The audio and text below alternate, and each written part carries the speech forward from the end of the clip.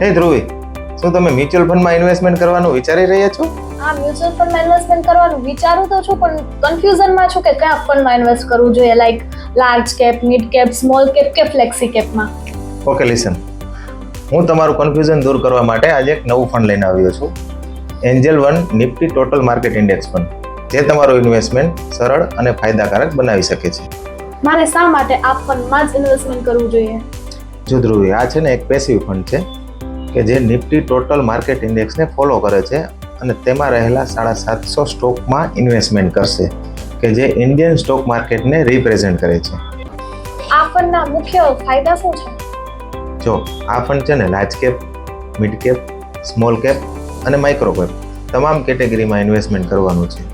અને મેઇન તો આ ફંડનો એક્સપેન્સ રેશિયો બહુ જ ઓછો છે, કારણ કે આ પેસિવ ફંડ છે, જેના લીધે આગળ જતાં રિટર્ન વધુ મળવાની શક્યતા છે, જેનો ગ્રાહકોને બહુ જ ફાયદો થશે. હા, તો હું આ ફંડમાં ક્યારથી ઇન્વેસ્ટ કરી શકું છું? જો આ ફંડ છે ને 10 ફેબ્રુઆરીના રોજ ઓપન થાય છે અને 21 ફેબ્રુઆરીના રોજ ક્લોઝ થાય છે. આ પીરિયડ દરમિયાન જે પણ લોકો આ ફંડમાં ઇન્વેસ્ટમેન્ટ કરશે એને ₹10 પ્રાઇસથી યુનિટ એલોટ થશે.